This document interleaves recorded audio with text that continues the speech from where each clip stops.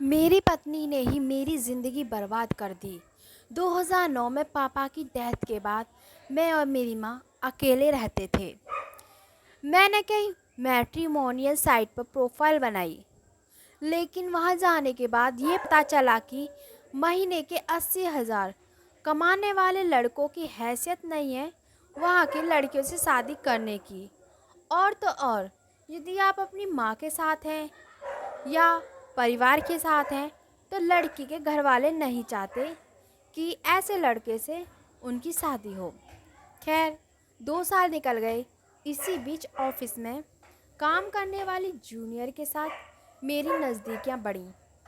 उसके परिवार वालों को भी मैं पसंद था और मेरे परिवार में सिर्फ मेरी माँ थी।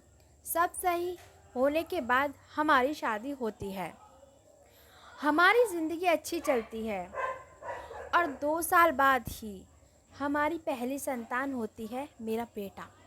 मेरा बेटा दिखने में बिल्कुल मेरी तरह था और मुझसे बहुत प्यार करता था। हम साथ खाना खाते, साथ नहाते। वो बहुत खुश होता जब मैं उसे स्कूल से लेने जाता था। लेकिन एक दिन मैंने देखा कि मेरी पत्नी जिसके साथ मेरी लव मैरिज हुई है, उसका उसी के ऑफिस के कलीग के साथ अफेयर चल रहा था। जब ये बात मुझे पता चली तो मैं गुस्से में आ गया, लेकिन जैसे तैसे खुद को शांत किया। रात के समय मैंने उसके सामने विनम्रतापूर्वक ये बात रखी कि ये चीज़ गलत है, हमारा परिवार है, हमारा एक बेटा है, ये सब काम करना बंद करो। उसने कुछ जवाब नहीं दिया, लेकिन अगली सुबह वो मुझसे नज़र मिलाना भी बंद कर दी और अब ऑफिस में से ज़्यादा देर करने लगी। धीरे धीरे हमारे बीच दूरियां बढ़ गईं और मैंने फिर बोला, बताओ मैंने क्या गलत बोला है? मेरे होते हुए भी तुम दूसरे मर्द के साथ हो, क्या मतलब है फिर हमारी शादी का, हमारे पति पत्नी होने का? इस पर उसने जवाब दिया, मुझे तुम्हारे साथ अब पहले जैसे फीलिंग नहीं है। इस पर मैं स्तब्ध रह गया और कुछ बोला नहीं। तभी अगली सुबह मेरी पत्नी मेरे बेटे को लेके अपने साथ चली जाती है, ये बोलकर कि अब साथ नहीं रहना। मेरी माँ को कुछ पता नहीं। 70 साल की उम्र में जब वो पूछती बहू और बाबू कहाँ हैं, तो मैं बस बहाना बनाता कि ऑफिस की तरफ से घूमने गई है, क्योंकि मुझे यकीन था कि 10-15 दिन में सब ठीक हो जाएगा। लेकिन 1 महीना बीतने पर भी वो नहीं आई तो मैंने अपनी माँ को सच बताया कि मुझे छोड़कर चली गई है। काफ़ी समय बाद और दोस्तों के दबाव और अपने मायके वालों के दबाव के बाद उसने मुझे 4 साल बाद अपने बेटे से मिलने दिया।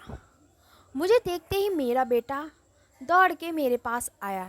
थोड़ी देर बात करने के बाद वो बोला, पापा आप इतने दिन बाद आए हैं, मुझे आपके साथ घूमना है।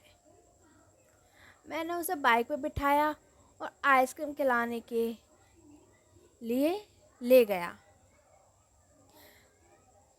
जैसे ही घर लौटा तो देखा 4 पुलिस कांस्टेबल मुझे सड़क पर ही पकड़ लिए और बच्चे को छीनकर उसकी माँ को दे दिया, क्योंकि उसकी माँ यानी कि मेरी पत्नी ने मुझ पर केस कर दिया कि मैंने अपने बच्चे को किडनैप कर लिया है।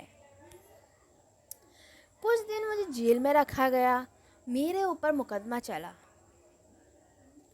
और आज भी मैं अपने ही बेटे के किडनैप का आरोपी हूँ, जबकि लीगल तौर पर हमारा कभी तलाक हुआ ही नहीं और उस समय भी मैं अपने बच्चे का गार्जियन था। भारत में नियम के अनुसार गार्जियन बच्चे का किडनैप पर नहीं हो सकता, इसलिए इस समय आप एक लड़की पर आंख बंद करके भरोसा कभी मत कीजिएगा। तो दोस्तों, यह थी आज की हमारी कहानी। अगर आपको ये कहानी पसंद आई हो, चैनल को लाइक करें, कमेंट करें, सब्सक्राइब करें।